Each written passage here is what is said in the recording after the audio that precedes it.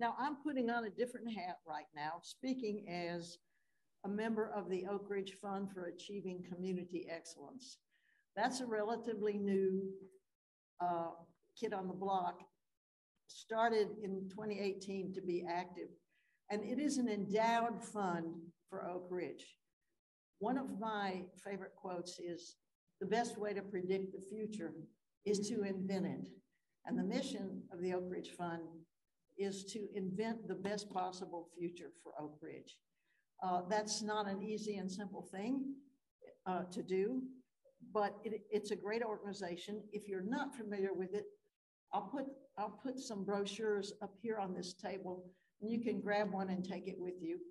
Several members of the club are on the advisory board, and we always are looking for people who are really passionate about Oak Ridge and interested in being involved in some way.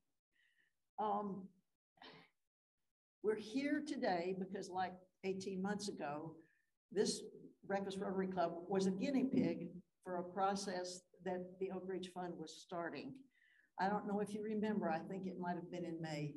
We had an all Zoom meeting then, and we put you into breakout rooms, and we gave each of you an open-ended question about the future of Oak Ridge. And Laura's gonna have that in her presentation, so I'm not gonna tell you what that was right now. But you got started on a process that has continued as best we could through COVID, and will continue in the future.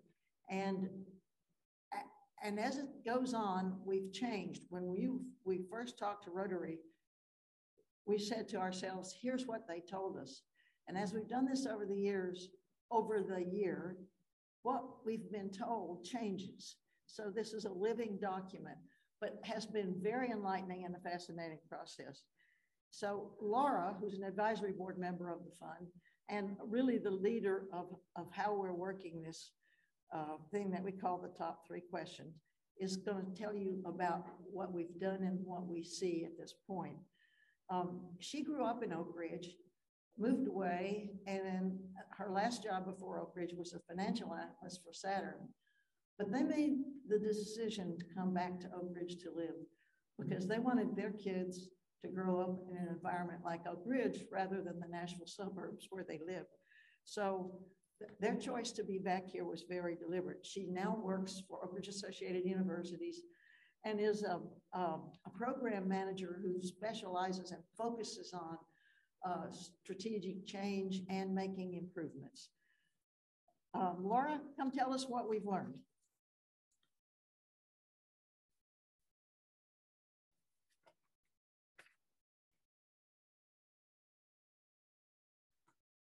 Good morning.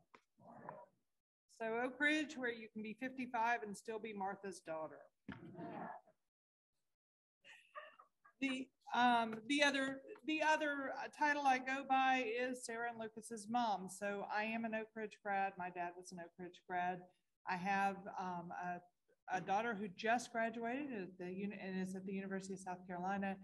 And I have a son who, God willing, the creeks don't rise, will be a 23 grad. So I am incredibly invested in this community. My husband is from here as well.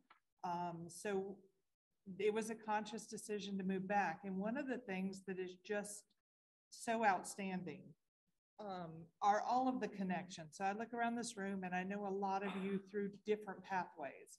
And I hear a lot of the work that is being done by you guys and by other groups. And so as I go through this presentation, what you're going to think is, well, there are groups working on that already. Or, oh, we have somebody who's doing that already. And that is true. And that is probably to be expected given the question we ask. And let me, if you could go to the next slide, Tony. So the question we ask, and for those of you guys who went through this process with us, very open-ended. If you had the opportunity to make a difference in your hometown in Oak Ridge, what would be your top 3 things to support or start so that you leave a sustained legacy? So we as Orpheus, as Pat said, want to be the group that's thinking about the future. And we want to engage people in thinking about the future.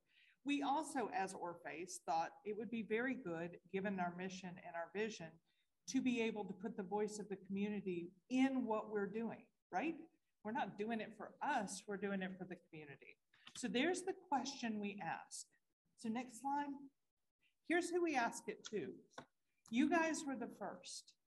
So you can see the list there. We are trying not to drink our own bathwater. I think one of the things about being a small community and one of the things about those connections is as you go to Rotary and as you go to Altrusa and as you go to these groups, you see some of the same faces, right? So we are not done yet. We got different points of view up there. The Briarcliff Community Club, we were able to speak to families with young kids. We also corralled, much to their dismay, a group of teenage girls and made them answer the question. We still have groups we have not touched. We would like to get into the high school and talk to the kids at the high school, because that is one of our areas of focus that you'll see. We would like to talk to the parents of small kids. We would like to see what's bringing them here and what would keep them here, right? So there's your future as you go forward. So because you were our first and because we started with you, we wanted to come and give you our initial report. Please understand, this work is not complete. So let's start with sort of the end of it.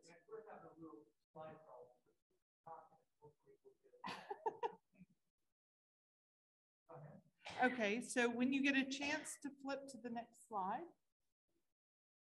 There we go. So let's start with the bottom line up front.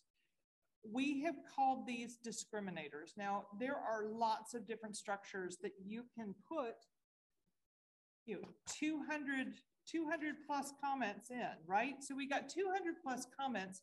And to tell the story, you can't just hand somebody 200 plus comments. You've got to be able to sort of pull it together.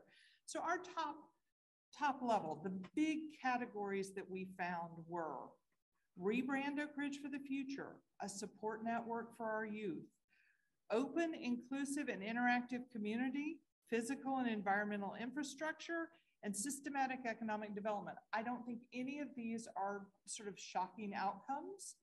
On the other hand, there were probably 26 other ways we could have organized this. But as we get more information, we've resorted this stuff, now 3 times?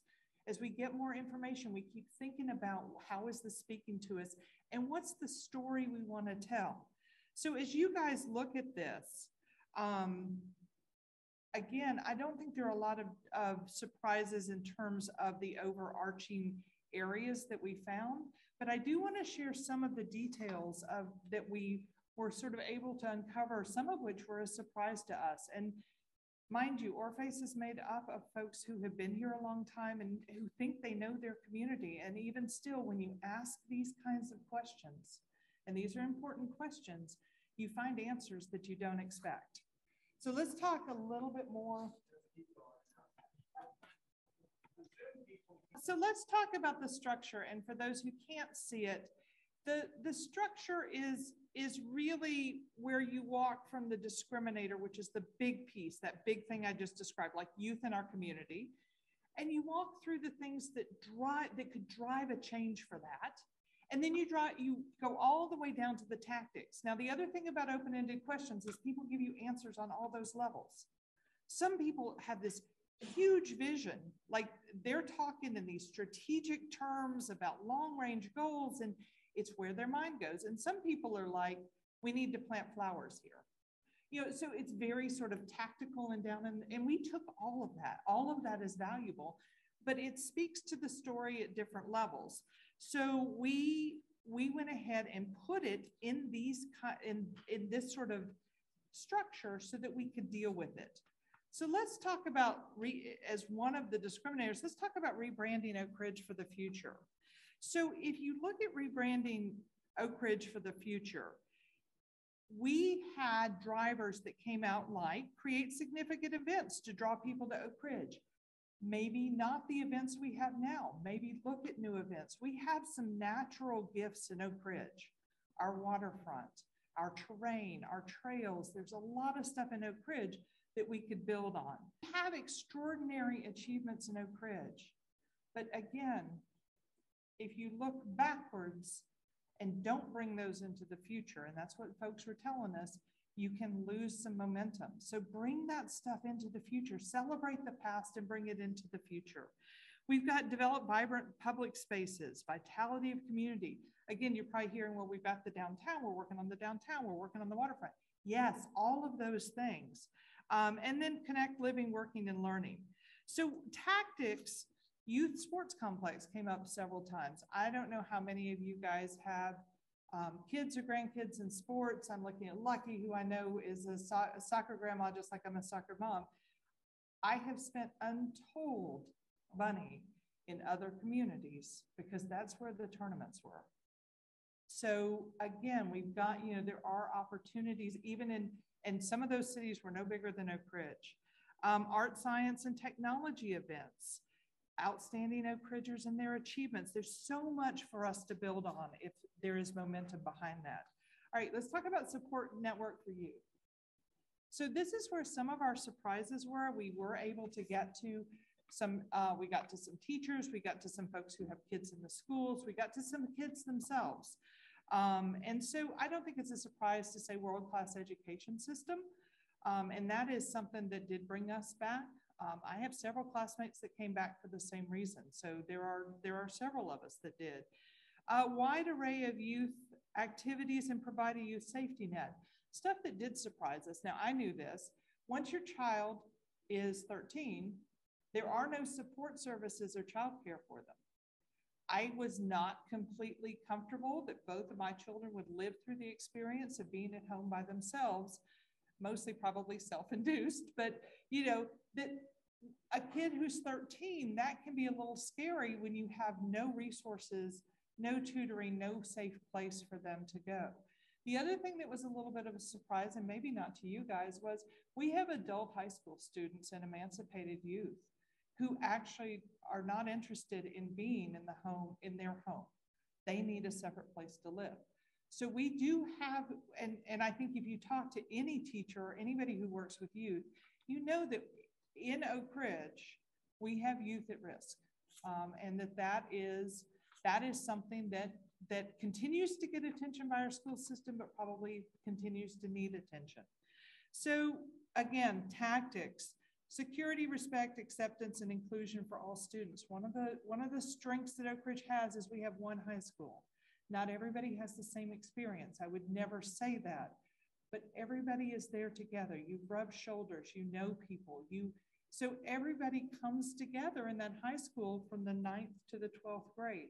That is an incredible strength to build on if we can. So we have multi-track education system. We are starting to see this at the high school. You've got vocational, you've got I know Brenda's kids have been involved, your Chris was involved in the junior ROTC. So we have a lot of that going, building on that. Remember that this also, our first foray into this was against the backdrop of the former Oak Ridge student who was organizing the March to the Peace Bell. That was the same timing. And what we saw was the school and the police department step in and support that. That's the kind of initiative that was coming through when we had a lot of those first discussions, and something that Oak Ridge really has to build on. So when I talk about youth, there's also an overlap with this next slide, which is the open, inclusive, and interactive community. We are very fortunate that we have diversity in our community. It's part of what we can build on to make us even more resilient. But there's a lot of sort of proactive stuff that we were finding coming through the comments that needs to be done, those deliberate interactions and dialogues. I am a part of a lot of groups where the diversity is not as evident. I look around this room and the diversity of our community is not as evident. And so that is an area that was coming through the comments that we were getting from the community. Improve housing, we put under here.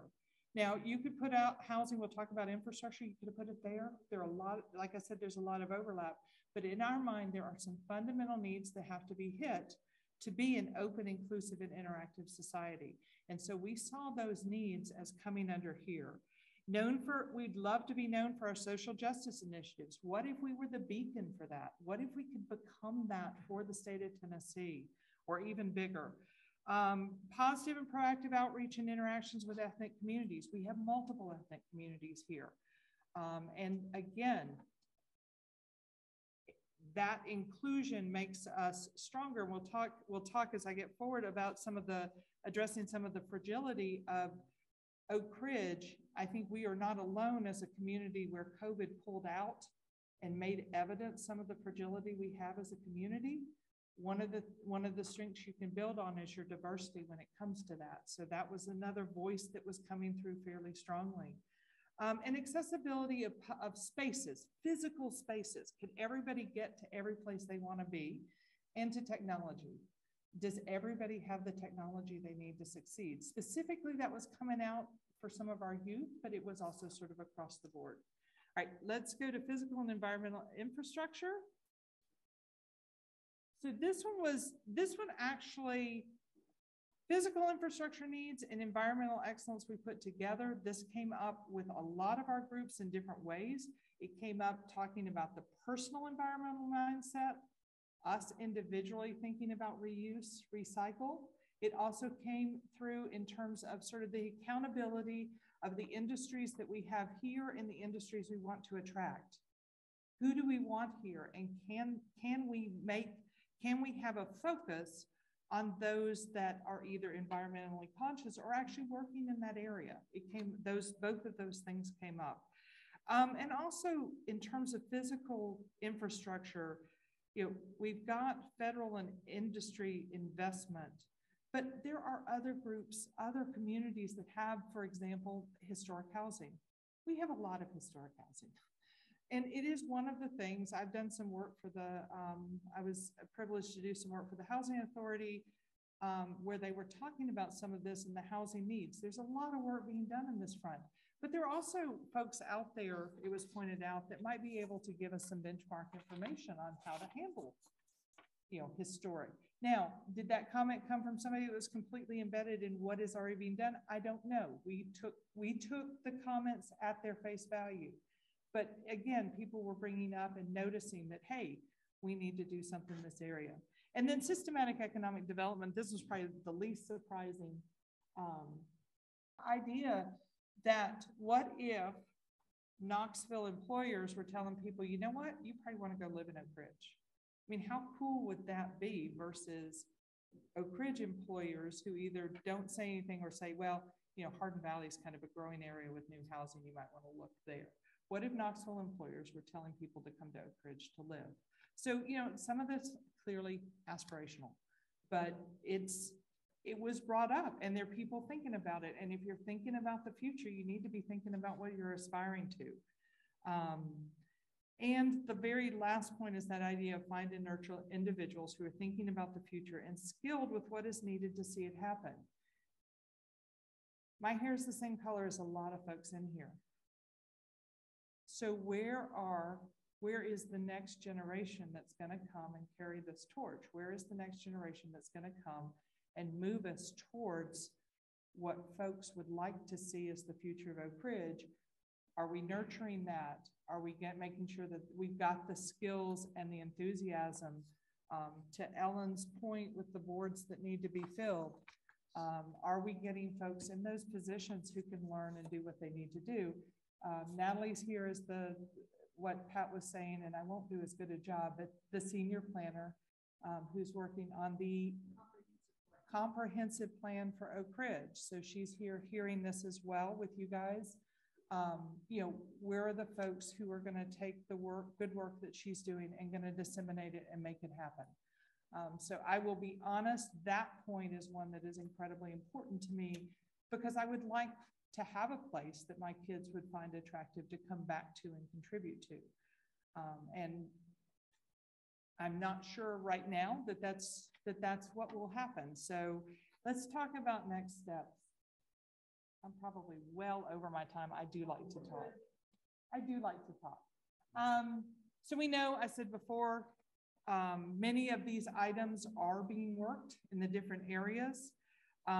Where Orphace comes in, we don't have the resources to tackle this. So why do we even ask the question? Well, again, like I said up front, part of it is to guide our work, but also our idea was to pull this together as a narrative or a story that made sense and share it with the folks who are doing the good work in the community. So that was a part of it. We are also, as Orphace, quite happy to bring people together to form partnerships. There are people who have resources and fewer ideas, and people who have ideas and fewer resources. And so is there a role as we start these dialogues for Orphace to play in matchmaking and starting those discussions? We would like to be a catalyst. I hope, death by PowerPoint, and I can't, doing this in interpretive dance wasn't going to translate particularly well across the Zoom. So I know that, hearing this and seeing it up on slides is one thing, but being able to go out and actually say, hey, I heard this presentation, people are thinking about the future, I grasped these 2 points from it and I want us to focus on it. That would be just this unbelievable outcome. And speaking of outcomes, it's got to go from the words to outcomes. It's one thing to gather data. I gather data at work. I gather data for my community groups. It's one thing to gather data. It's a very different thing to get folks acting and to actually get the outcomes that the community is saying that they would like to see. So we've got to move past the words and into actual actions. So we are happy to share the information that we have to date with anybody that is interested in it. We are also happy to share as it gets more mature and as we talk to more groups. So finally fitting it together. So that's like, why are these different colors? I said, well, the truth is you've got groups. You've got a group that's working on the yellow thing at the bottom. You've got a group that's working on the lilac thing in the middle. You've already got groups that are starting to do this. There's overlap, there's synergy, and what happens is I look around, you've got Charlie who's in Rotary and the land bank. You've got people folks who are on our city council and here. So you've got folks with a lot of overlap. And if we can infect people with sort of this voice of the community and this vision of the future, and they take forward even a couple of things, then I feel like we have at least started the process and the dialogue. The other thing is, if you've got somebody who's working at that high level, that discriminator level, that highest level, and they need help at that tactical level, Orphace is willing to help have those discussions. Can we find people who can do some of that tactical work that moves that idea ahead? So what you're hearing is like, okay, they really don't have a plan. You're not wrong, but we are early days with this. I mean, even as far into it as we've gotten, we are still early days with this. We opened, the question wasn't just open-ended, the project was open-ended when we started it. And we would love to sort of see where it goes. We wanted, again, to bring it to you because you were our first. And you helped kick us off. And also because as I look around this room, there are a lot of people who have affected a lot of change in the community already. And I do think that every so often it's good for those folks to hear the voice of the community come back through, even if it's a question that hasn't been asked that way in a while. There's so much left out, but we were just really surprised at how, when we lined up all these 200 plus comments, things seemed to group together. And what was it that was the underlying connection, which is what turned out to be the discriminators, and it will change. But I wanted to say, with respect to who we talked to and hear from, COVID did sort of affect what we could do. One of our board members suggested that we talk to, and she has a young child in daycare. And she said, let's talk to the parents who have very young children. We haven't spoken to people who are involved in that part of the community. So if you belong to an organization, whether it's a not-for-profit or a church group or your book group or whoever, and you'd like to get involved in thinking about this question and giving us some input, we'd love to hear from you. So let us know that. Yeah.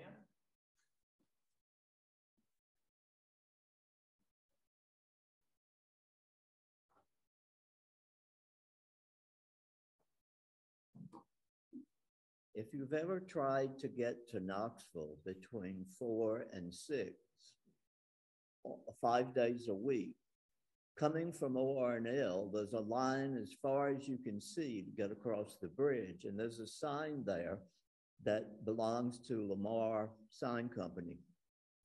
I've called them and said, how much would it cost to put up a sign between 4 and 6 that says, if you lived in Oak Ridge now, you could be on a greenway by now.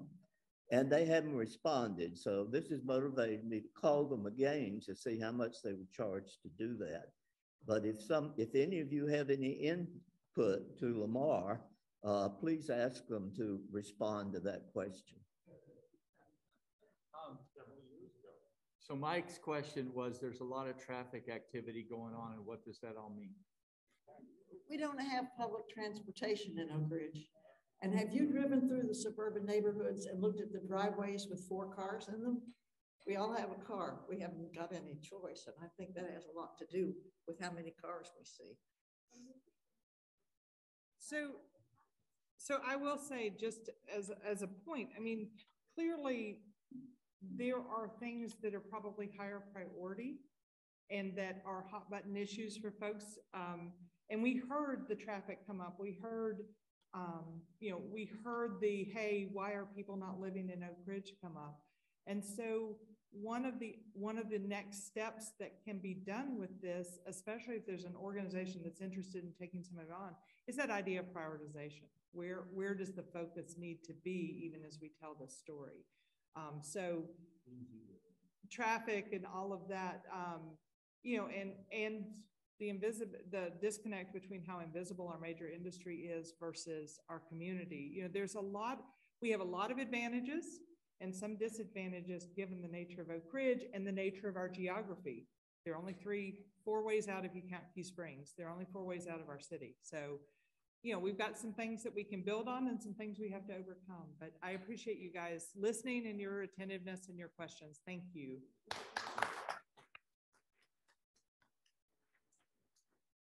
Laura, thanks for being here. I know that's a resource for you in terms of people seeing it. Maybe Pat, I put all the slides we had from today on the weekly email I send to our members, and some of them who haven't been here today will look at it. Dan, your idea I thought was really brilliant. I think we got to figure out how to do that. What a perfect way to do it.